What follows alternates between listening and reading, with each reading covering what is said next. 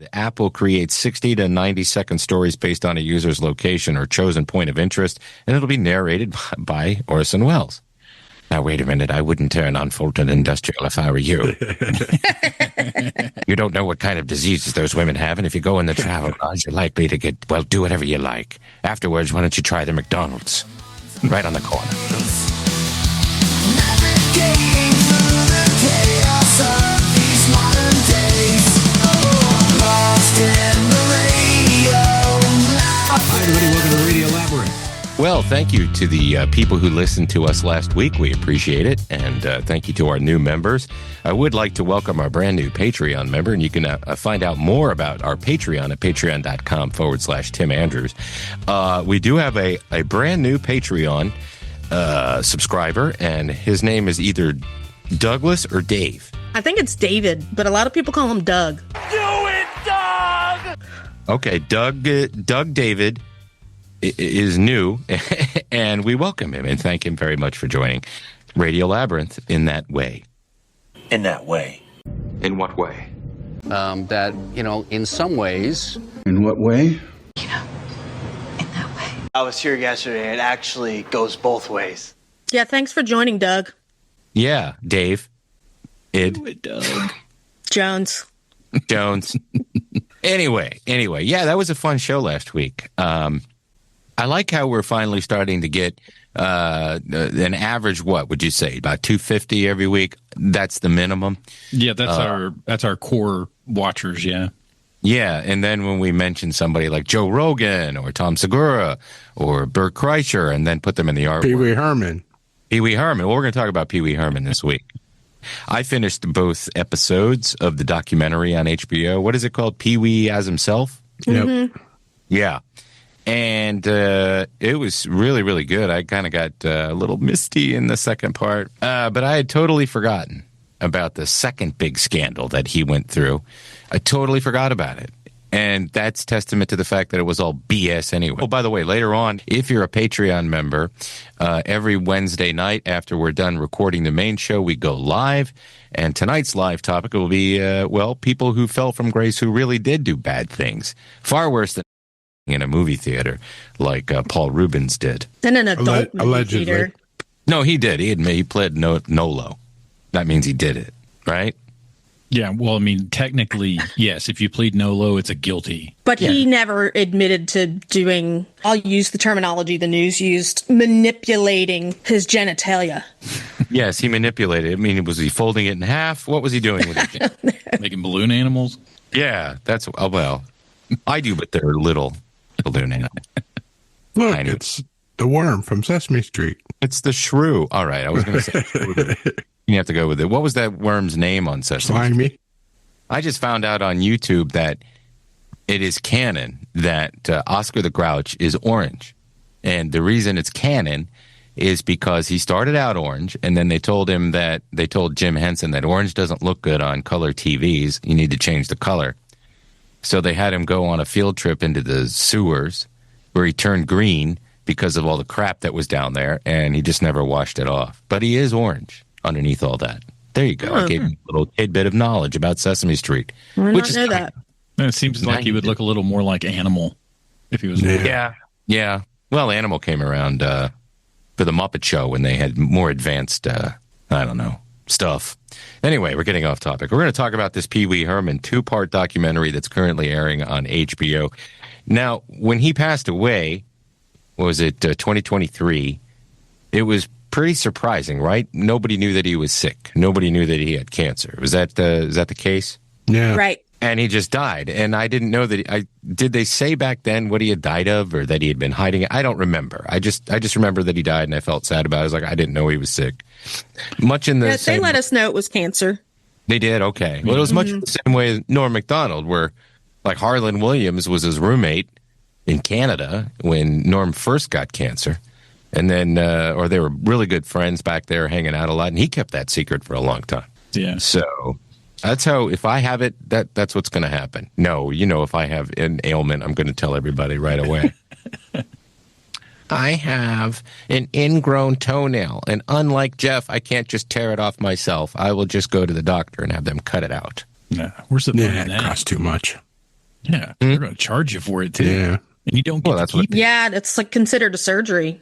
It is. I had half of my big toe or a quarter of my big toe on the left foot cut off because I had a bad ingrown toenail. And Jeff made fun of me. He goes, "Why don't you just tear it off?" Now, this was in high school. He was manly enough to just tear it off. Didn't it hurt, Jeff? Yeah. Not as much as walking around with a terrible ingrown toenail, though. My husband does that. And I worked at a podiatrist. So, like, it's like clipping. It's pretty much like clipping a nail. Like, they do it so fast, but they charge so much because it's considered, so it's under a surgery. My podiatrist in Elmira, New York, was this older gentleman at the time. He's long since passed. But he's the one who set me straight on a certain type of imagery. And I had jokingly drawn a swastika on my jeans. And I was in his office, and he looked at my jeans and he goes, "Why do you have that swastika on your jeans?" And I said, "I don't know. I just thought it looked cool." And he goes, "Do you know how many my relatives were killed by that man?" And I was like, "Oh, yeah, maybe this isn't a good idea." And I took and I scratched that. I go, "I didn't mean anything by it. I just thought it was just trying to be a whatever." And he goes, "Well, I understand." He goes, "But I'm glad I set you straight." All the cool kids were doing it back then. No, no cool kids ever did that. Yeah. They thought they were cool, but yeah. Next week, Tim Andrews fired for being a secret Nazi. A child. I was 15. I was 15. And Lizzie thinks it's cool. Lizzie's canceled. And her pink chair. I like the pink chair. All right. So if you're listening and you're not watching the YouTube channel, then go to the YouTube channel and you can see the. Okay. Pee-wee as himself starts out beautifully, showing a lot of childhood videos. Pee-wee was Paul Reubens was one of those guys that collected in an orderly fashion, was sort of a hoarder. He collected everything. He documented his life. He had a lot of photos. That probably came from his parents. His dad was a macho guy.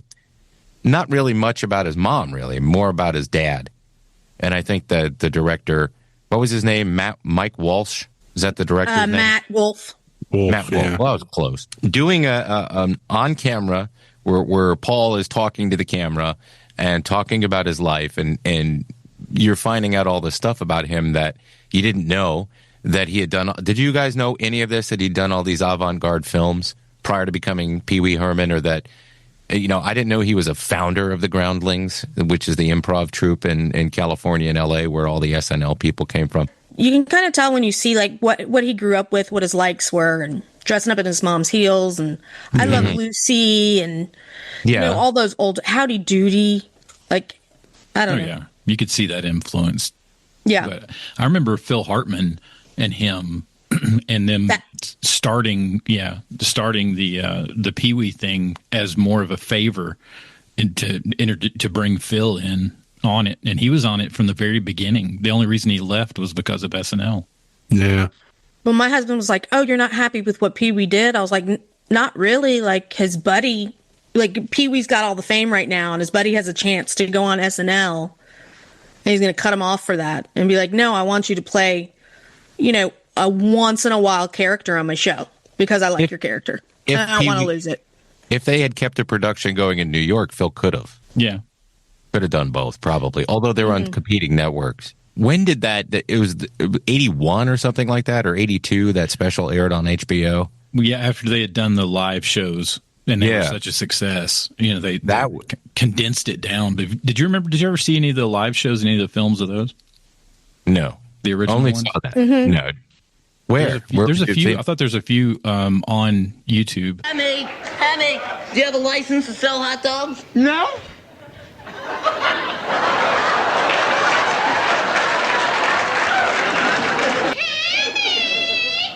My sister. Shoe mirrors. Yeah.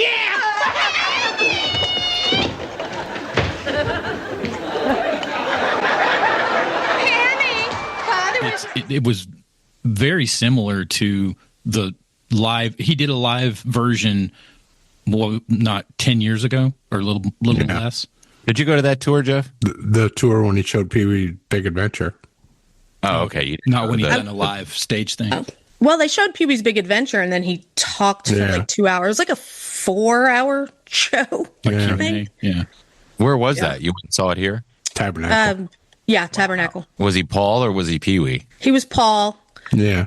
And he was staring right at me and talking to me the whole time. You were both there at the same time? Yeah. Yeah, he was right over by the bar, and I was like, oh, I was there That's a cool. few times. I just remember from childhood watching that on HBO and loving it. And I think probably Jeff told me I should watch it. And then Pee-wee's Playhouse comes along in 1986. Now, this is after the movie, the first movie, Pee-wee's Big Adventure, which was great and very quotable and a lot of fun. And then Pee-wee's Playhouse comes out, and I was always like, oh, it's a kid's show because it's on a Saturday morning. But it wasn't. It was subversive. It was fun. It was Pee-wee. It was. But Jeff, you're the only person I knew that our friend Matt kind of liked Pee-wee, but you really loved Pee-wee Herman, didn't you? You loved that you got caught up in the mania. You had that really cool. Do you still have that doll? No, I got a little miniature one now. Yeah, but you had, like, back then you had the doll you could buy, like the big size doll. Didn't it talk? Yeah. You pull the rope and it would do some sayings. Yeah. I remember that one. I think my mom still has our like Pee-wee's Playhouse dollhouse. Whoa. We had like little miniature ones, and King of Cartoons came with a crown, Pee-wee and Cherry. And we played dolls with it. I didn't know how difficult it was for him to get into acting because there's a lot of stuff I never really looked into. The documentary told us a lot about him, that, if you were just a casual fan, but you still loved it and you went through that phenomenon, then him being such a perfectionist and him crafting these characters, and the little tidbit about him going to audition for the 6th season of Saturday Night Live, which is the Gene Dumanian season, the terrible season that they all say. He lost as soon as he saw Gilbert Gottfried. I'm not getting this. So Gilbert got that. Oh, yeah, because they're the same. He said they're the same type. What was interesting to me is he was, he wanted to be a serious actor. And then he was like, you know what? I can do comedy. Yeah. And then he took it so seriously. The only thing I remember him from pre-Pee-wee or outside of Pee-wee when I was a kid was Meatballs. Meatballs 2. Yeah. Oh, yeah. Bus driver. Yeah, that was the one thing that really stuck out because I guess I'd seen those really close together, so it always associated Meatballs 2 with Pee-wee, like it was part of it. Yeah, they didn't talk about that in the documentary, but there's that scene where he's riding the go-kart right on the road behind the bus. Well, let him go. I can take him. He's handicapped. The hell he is. He's probably got a 350 fuel-injected turbo in there. The whole work. Albert, I can take him. But then the movie comes out, the second movie, Big Top Pee-wee, it bombs. Although I liked it, so. I liked it when I was I probably still would like it because it reminds me when I was a kid, but I loved Chris Christopherson's wife. Mm-hmm. Who hung out on his hand. Yeah. I like Chris Christopherson. And then I did think it was funny when he was like, I thought it'd be really funny if Pee-wee just had the longest kiss in the world. Yeah. Such a gorgeous woman. I was like, you know what? That is funny. And he was like, and they tried to stop it. That is pretty funny, though. I think possibly one of the reasons he may have, even though he thought he was anonymous, even though he's in Sarasota, that's where it was, right? Sarasota, Florida? Where he got arrested? Yes. Yeah. Yes. Where his parents live. He's visiting his parents. Right. He needed to go relieve some steam. He did, but maybe there was subconsciously in the back of his mind, he's like, if I get caught here, then I don't have to be Pee-wee anymore. Because he was pretty much out of it by then. Well, I was wondering, why wouldn't... I mean, I guess the embarrassment, you wouldn't take advantage of it, but it's like, oh, the mask's off. Like, take advantage of it. Like, show, that was, show a side that you want to show that you don't. Now, in the era of social media and the way that you could get on top of things like that, yes, you could. You control the media in a way. But then, no. I mean, it was just, all it was his name and the accusation ran wild. And CBS pulled the plug on the reruns. He had already wrapped up the show. But they do show you how, by hiring a crisis PR team, they were able to quickly, in the time frame it quickly meant back then, weeks, months, turn that around and make people forget about it with people coming out and supporting him going on MTV and doing Pee-wee and being very funny. Oh, making the joke about it, yeah. Right off the bat, that just kind of killed. Thank you very much.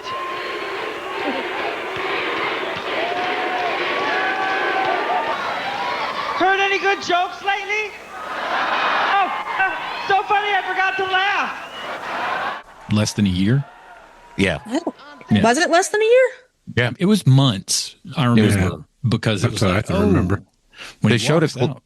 They showed a clip of Sam Kinison, but I do remember a stand-up bit that Sam had from back then where he's like, yeah, Pee-wee Herman was checking, oh, yeah, Nurse Nancy, you little whore. That was the name of the movie he was watching, Nurse Nancy. Oh, okay. And, of course, Howard doing that E! show. That was that short-lived interview show that Howard did, one-on-one with people. And Phil Hartman just basically trashing Pee-wee, like really, really stepping on him at the time he needed friends. Yeah, but I think that it seems like that was probably easy to do with him if you worked with him in show business because he seemed like, cutthroat. You thought it was over. Then he starts acting again, and he's not doing Pee-wee, he's doing roles in films and hanging out with Debbie Mazar. I didn't remember that era at all. And then the second scandal comes around, and that scandal was completely fabricated by some crazy DA and then the city attorney. It was all because of Jeffrey Jones. Well, there was a person that went to Jeffrey Jones' house, and then Jeffrey Jones brought this person to Pee-wee's house. Yeah. But again, context of Pee-wee being this collector who's collecting all this. It's not even erotic, really. It's just, young men. And I'm talking about 18 to 25-year-old muscle guys. It was all legitimate stuff that you could buy. Yes. Back in like the 50s or whatever. And they spent a year going through all of it, found nothing in there that would indicate that Pee-wee was a diddler or even a creep around kids. Right. And they still charged him with what? One misdemeanor count of obscenity, which is stupid because nothing like that would happen. Yeah. But with getting that charge, you have to still register. Yes. And that was why they did it. Just to stick him with a permanent, black mark. That's what was sad to me is he was like, I took, not only did he take comedy seriously, but he took doing it for children very seriously. Yeah. Like he thought about it and, like education under the guise of fun. And that's like my method with Alistair. Like that's always been like, we do games, we have fun and we joke around like, oh, I wonder if I got that I wonder how much Pee-wee affected me and I didn't even realize it. Because even sometimes as stand-up, I would throw out mom purse candy. And when I saw that last night, I was like, I forgot Pee-wee used to do that. Like, I haven't seen that since I was probably like 11. It was like, I wonder if, subconsciously I got that from Pee-wee. And then, of course, he rebounds from that. And he comes back and he goes on the road with Pee-wee's Big Adventure, or not Pee-wee, with Pee-wee's Playhouse and stays in the public eye. He does those great appearances on talk shows. So he overcame some tough stuff. The first one was his fault. The second one is just, ridiculousness. Who busted him on the first one? I wish we knew. It has to be somebody famous. You think somebody followed him there and was like, that's Pee-wee and he's going into the XXX theater. I'm going to see what he's going to do. No, I think that... No, I'm talking about the XXX, the... Oh, they were doing a sting there because those places are noted for kind of behavior. It was an undercover cop. Yeah. And there used to be a theater on Buford Highway called the Buford Highway Twin. And in one, they showed straight porno, and the other one they showed, I don't know what they showed in there. But if you went in there... Yeah, right. Yeah, you do. I don't know. I never went in the other one. But I went, and you would go in there. One time I was in there, and I wanted to see what it was about, and then I'll tell you why. But I was in there, and there was a guy behind me, and then another guy sat next to him, and then I heard everything. And then that guy left, the guy who got taken care of left, and the guy who took care of the other guy tapped me on the shoulder, and I got up and left. But we sent one of the interns from the regular guy show back in 2002 or 3. We sent her out there, this young, naive girl, to ask guys coming out of the theater what they thought of the movie. And she was so bubbly and friendly. What did y'all think of the movie? And these guys just covered themselves up and ran away. I don't think places don't exist anymore, do they?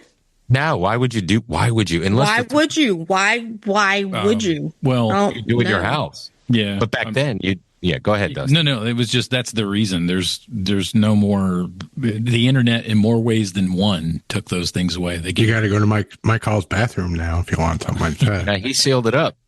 I just can't imagine whacking my pud with a bunch of guys in a movie theater. like all at the same time. Hey, don't knock it till you tried it. Yeah. Dude, in this I think theater, the point was, it's more of an advertisement in that establishment than self-gratification. yes, you're going there for that specific purpose. Like, So like truck stops, not truck stops. roadside. Roadside yes. rests. Yes. Yes. They're the gay bathhouses of the 90s. Highway rest areas. They're the bathhouses of the 90s for many, many, many, many gay men. So what are you saying? We'll delve into that next week. Right. So getting off of that, I would say that it does have a 100% rating on Rotten Tomatoes. And his legacy, if people remember him, will be a positive one. Those other two things are footnotes. I think he's a genius. Oh, yeah. Yeah, Sure. absolutely. And a hard worker. You can't accomplish all that kind of stuff without being a hard worker. Everybody, if you're a fan of Pee-wee Herman and Paul Reubens, watch the documentary on HBO Max. In other news, I have pardoned the much maligned Todd and Julie Crisley. I mean, they're fantastic people. Their daughter worked really hard to get me elected. Of course, every good turn deserves another good turn. Stop calling me taco. I'm not chicken. I'm not afraid of anybody. I don't care.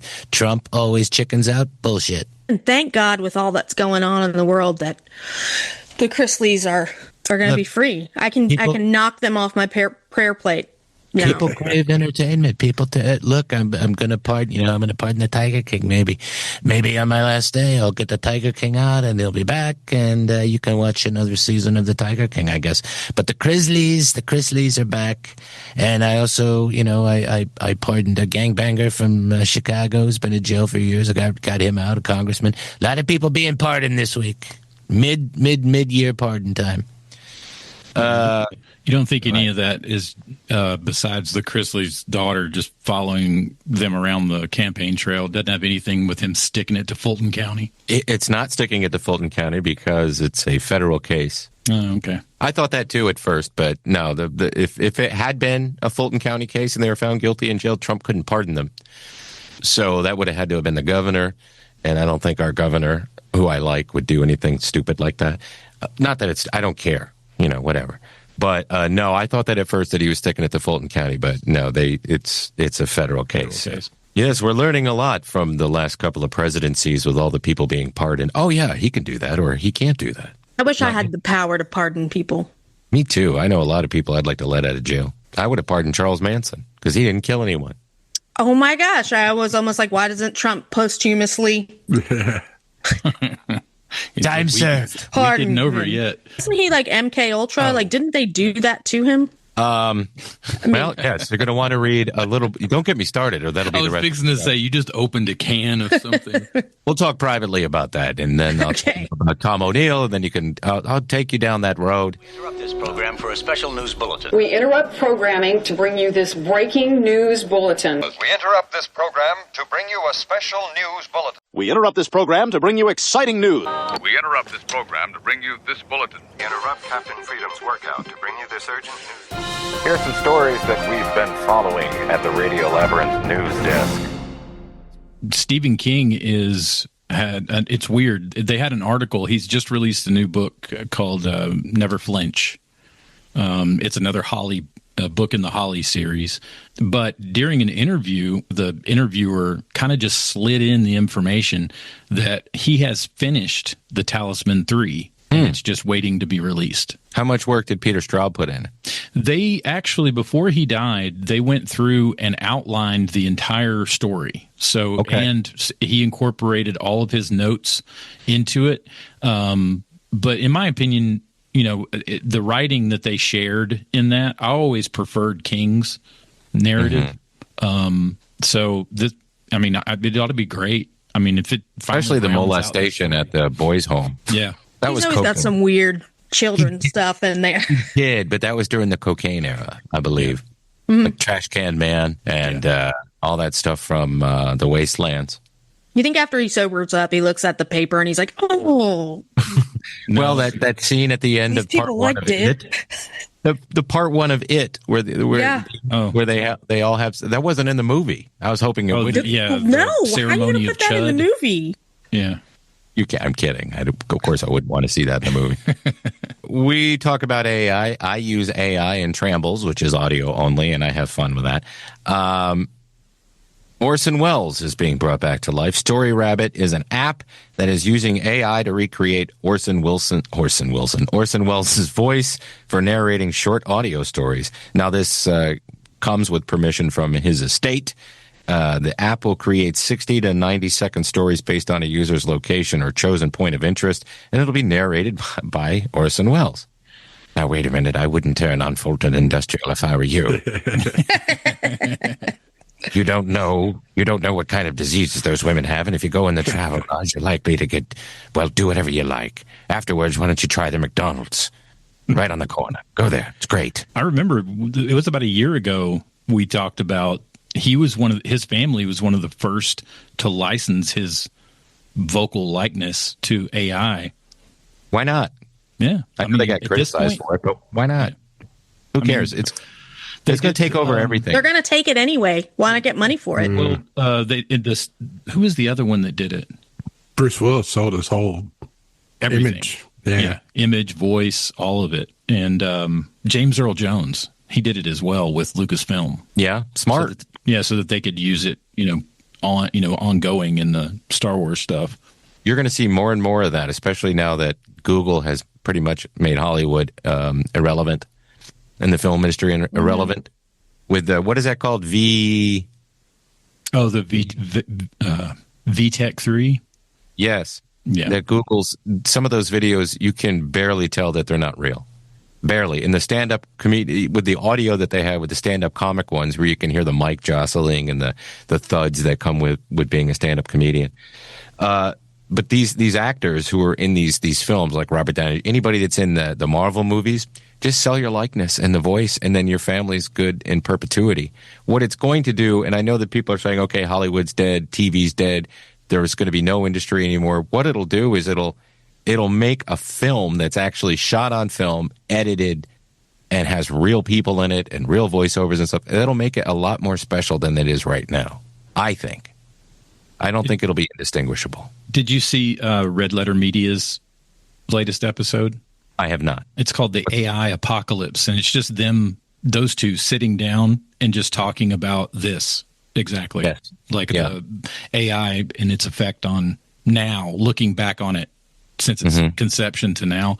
And a lot of the same points. A lot of it has been turned into a tool, and those that use it as a tool have success with it. Those that try to use it as a creative, focal point, no, that's not there yet. I was going to say an old friend of mine was like, well, what if you do stand up again? So I was like, no, I don't think so. And they were like, but you could use AI and like it would write it for you. And I was like, I wouldn't want to do that. Like that kind of made me feel icky. I was talking to Dusty Slay, and we were talking about using AI. He used it to write some songs. He was talking about it in his most recent episode of We're Having a Good Time, which is a podcast. And he used it to write a song, a country song, and he said somebody gave him a lot of crap for it. And he goes, well, his friend goes, well, what if I were to become a comedian and just have AI write all my jokes? And Dusty said something like, well, I'll go ahead and try. Yeah. I was like, no, I don't think so. I'm not going to, I don't think I could do that. No. Intimate forms of entertainment, podcasting where people listen or watch, most of them, not all of them. A lot of them can be done with AI because some people just consume anything. But radio to a certain extent, talk radio for sure, because it's not, or like a freeform music radio station that plays certain types of music that only certain types of people like. Those things will thrive. They'll get advertising money because they're local, they're live, they touch people. Stand-up comedy, live performances, musicals, plays, things that we've always done, that humans have always done, that AI cannot replicate. Those things will thrive because people will get sick and tired of AI eventually, especially since, but here's another thing. What AI can do is it will completely democratize entertainment to a degree where a kid in his basement who writes really good prompts and can write jokes and dialogue can make a comedy movie and put it out. And if it gets millions of views on YouTube, then he gets advertising money and there's no middle person. So that's another thing that could happen. Yeah. This is how you get Terminators. Yes. Well, that too. That's how you get sentient robots. Golden Dome. The beautiful I was Golden going to say Dome. Golden Dome and letting Grok take it over. That's how you get a. So I don't even know how to really mess with AI. I did a picture once. I put like Van Gogh redhead in a boat, and it looked like a Van Gogh painting of my son. And that's the only thing I've ever done. I like doing the audio thing on Trembles because I just turn on the microphone and blah, blah, blah, blah, blah, and then I cut it and edit it. Probably not enough. And then I throw it in 5-minute chunks and have the AI transform it into a voice that I think I wanted to hear, like the DJ that I created. Or I Still Like Me. I threw Lizzie's suggestion in it and even gave her my friend Lizzie. Oh, I didn't hear it. So, and I could get bored with it in a week and do something else, but I don't know. I like having that element and to be able to do that. But I don't use AI to write anything or anything. I bet me and Alistair could have a lot of fun. You could make songs on that Suno app. and being funny and doing stuff like that. I bet we could have a good time. I think the stuff that it'll really matter 10 years from now, looking back, it will be when you can automate like your elderly parents who can ask for things and it can provide it for them. I mean, whether it's bringing groceries or I want my dad doing that, their bills or, it's things. But again, you have to have a generation that's open to this. And technology has moved so fast, forward so fast. Unfortunately, I think we will be the generation that will embrace something like that as senior citizens before any generation before us. Before I go to sleep, I'm plugging in the fuckbot. They renewed Hacks for season 5. And season 5 going with this show. Yeah. So funny. My wife was laughing her ass off. She hasn't watched it in a while because she's, she does a lot of audiobooks and she's watching you. And the other night I just heard her laughing her ass off. I went out in the living room. I said, what do you like? Oh, you're watching Hacks. She goes, yeah, I can't believe I forgot about this show. I think she did 2 seasons in a row. Yeah. It's a great show. My son this morning told me he was going to poop on me. And then yesterday he told me to shut threaten you with a good time.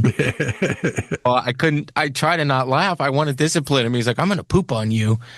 You can laugh at that. You can laugh at I'm going to poop on you. No, because it'll encourage him to keep doing it. And I don't then he'll just keep saying poop. Well, he does that anyway. Zach Braff signed on to do the Scrubs reboot that they're working on. Oh. So is that everyone?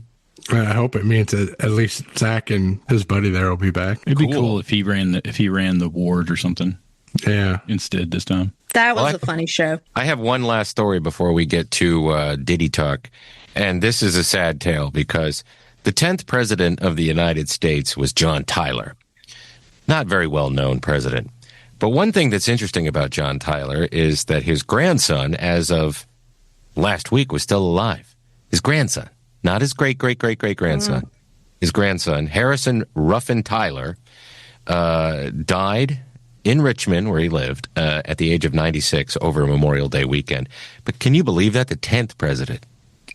That's how young our country is. That the grandson of the 10th president.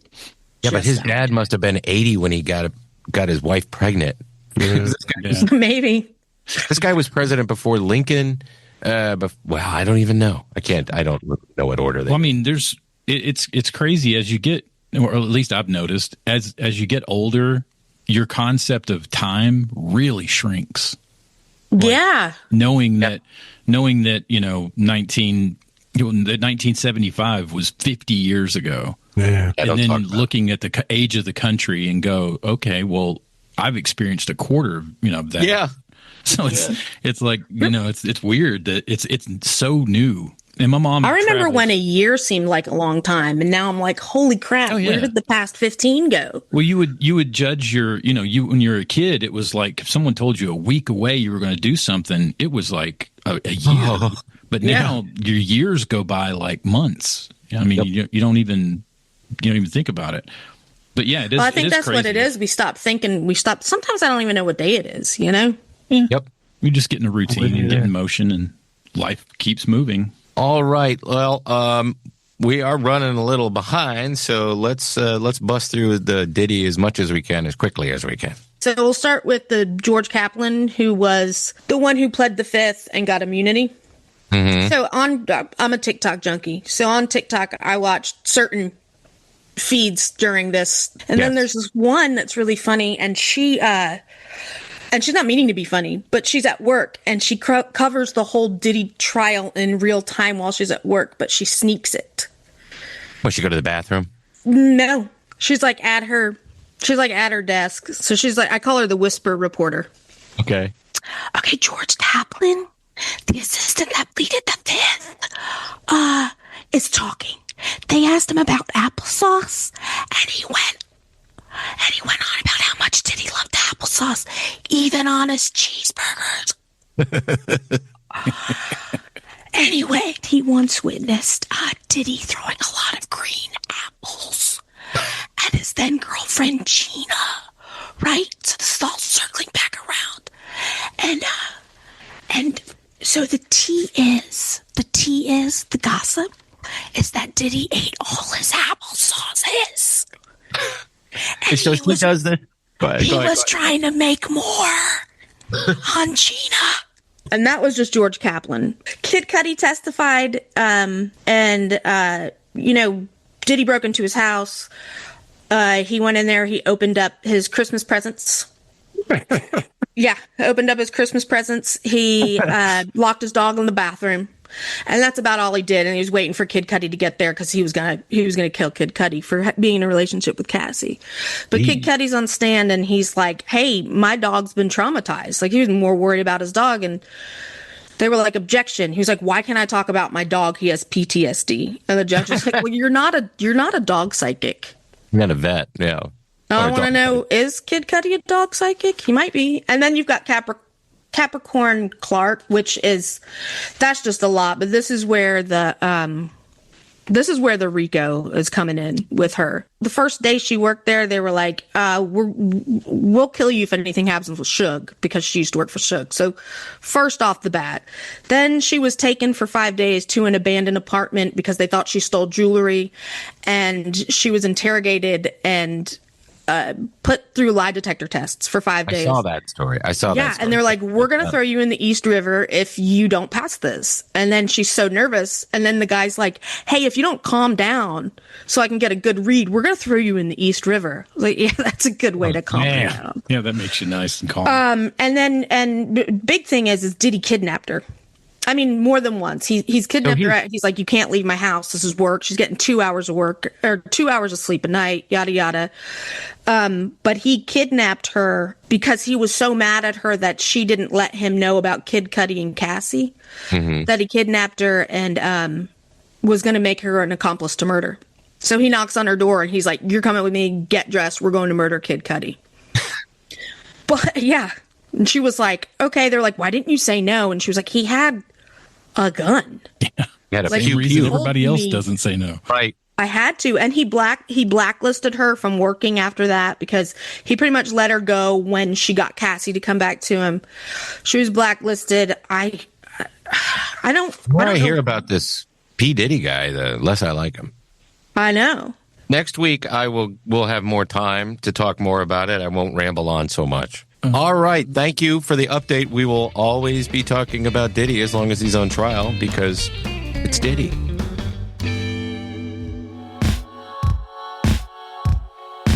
Radio Labyrinth is brought to you by two wonderful sponsors. The first one, Atlanta Pizza in Euro, proudly serving the East Metro Atlanta area for over 40 years. Atlanta Pizza in Euro is the place to be this spring and summer. The restaurant and the food truck are in full swing for the season. Their featured beer of the month is Uno Mas Mexican-style lager from Firemaker Brewing, and they have all sorts of other good beers you can try. Plus, the food is amazing. They have great pizza. They have great Italian food. They have great Greek fare, and the staff is really nice. They closed all the things that we used to talk about, so you don't have to worry about that. They have amazing artwork on the wall, including drawings from a lot of our listeners and yours truly. And they got the best gyros, pizzas, hot subs, and Greek and Italian specialties around. Stop by Monday through Friday, 11 to 9 p.m., Saturdays, 12 to 9 p.m., and closed on Sundays. Tuesday nights, they have team trivia from 7 to 8:30. Bring your smartest friends and test your trivia knowledge against the best Conyers has to offer. Also brought to you by LDI Repro Printing of Athens, Georgia. If you have a commercial or residential construction printing need, contact them right away. LDI Repro Printing has been in Athens since 2005, and that's 20 years. That's amazing. With fast turnaround and affordable prices. Call Brett and tell him we said that you did to call them. Call Brett and tell him you heard it on Radio Labyrinth. Call 706-316-9366 or email them at athens@ldiline.com. Guys, are you reading the online comments? Gotta read some of these comments. I'm loving your guys' comments. You're reading your own comments? Yeah, they're really good. I worked hard on them. The secret is don't read the comment card. Let's read your YouTube comments. We got some this week. We got about 6, which is more than usual, so thank you for leaving them. Roby says, I loved the book, Castle Keep. Read it years before the movie came out. Of course, the movie did not do justice to the book. David says, come to think of it, Liz introduced herself to me in the Elmo voice, which we need to explore a little bit more. Brett Perkins says, to quote 30 Rock's Stone Mountain episode, fatty fat sandwich shack. Jeff Keys wrote, Tim has 10 copies of Freezer Meat for some reason. I don't know what that's about. That's the book. Christopher Corker says, I totally remembered and had the Godzilla toy you guys were talking about. Do any of you remember the stop-motion Japanese show Goldar? They were robots that turned into rockets or something. I think there was a character in there. Do you guys remember that? No. I remember Goldar. Yeah. I know. Kevin Jackson says, I went to Paris last year and visited Jim Morrison's grave. I thought it was really cool when I was there. Now I want my effing money back, or at least a free return trip to see the entire thing, because as we found out last week, they found the bust. We're going to do Donald Trump. Oh, God, here we go. All right, Donald Trump, not pardoning the Tiger King. Look, I watched the show. Very entertaining, okay? But I'm not getting involved with that. Too much drama, too many tigers, too few teeth. We've got bigger things to focus on, believe me. Look, Puffy or Diddy or whatever you call him makes this guy look like Mr. Rogers, okay? He may as well be, because it was just a little pee-pee. I mean, listen, urine can even help cure scurvy, right? If you have scurvy, if you're on a ship, you're going to have the scurvy, you drink the pee-pee, right?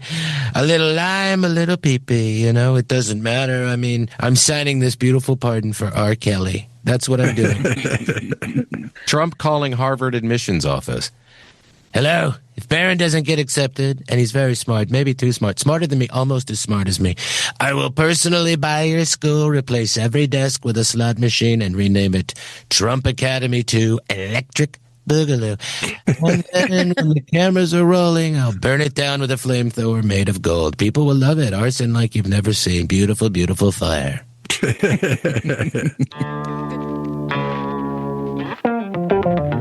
Views. Or. Snooze.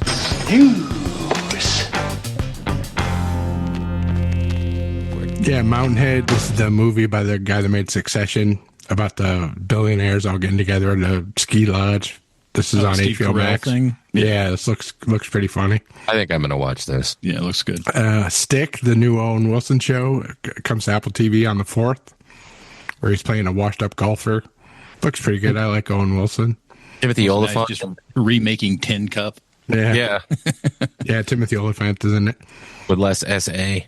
Yeah. And then Department Q. This is like a foreign show coming on Netflix. It looks pretty interesting. It's like based on the Danish crime series novels. Looks pretty good, though. I've seen a couple previews for it on Netflix. Department Q, it's called. It comes out on the 29th. Sure, my wife will be watching that. All right, thank you, Jeff. Let's do some plugs. Trambles is my audio-only experimental fun. I don't know what it is. It's just once a week. It comes out usually on Wednesdays in the Radio Labyrinth audio feed. My Popcast is a radio show I do on WSB. My guest this week, tonight, is Dusty Slay. And if you're in Atlanta or you want to download the app, you can listen to it live or wait until Monday when the podcast comes out. Dusty Slay coming to Atlanta on August 9th and continuing the tradition of trading an extra ticket to our friend Jamie Self for free sausage. And we've already worked that deal out. So check that out, and tons of interviews and stuff on the podcast. Let's see. If you want to become a Patreon member, go to patreon.com/Tim Andrews, and that'll allow you to sign up and watch Radios in the Dark, which in about 10 minutes we're going to start recording live. And if you're a Patreon member, why, you get to watch us record it and comment and join in on the fun. If not, well, if you miss it, you can still watch it. And that's for Patreon members only. So patreon.com/Tim Andrews. Please do not sign up or pay using the app, although I think Apple's been curbed a little bit in their price grab there, their money grab. But don't use the iPhone if you can help it. Just use a browser. Let's see, what else? Oh, yeah, you can become an executive producer, and that makes you a producer of this show, and you get a credit every week, and you help keep us doing the show. So we want to thank all of our producers, John Allen, Matt Carter, Chris Chandler, Mike D., Jim Fortner, Terry Fuller, Roby Neely, Jeff Peterson, Tim Slayton, and Brian and Chelsea Smith. Remember to like us and subscribe on YouTube. Leave us a comment. We love reading your comments, and you can even post goofy things in there if you want us to read them. That's awesome. And if you're a listener only, rate and review us on Spotify and let us know that you've done it, and so we can read those as well. Unless I have anything else to say, which I don't think I do, please remember to keep it canon. Say all good things come to an end. What's that got to do with this show? Lost in the rain.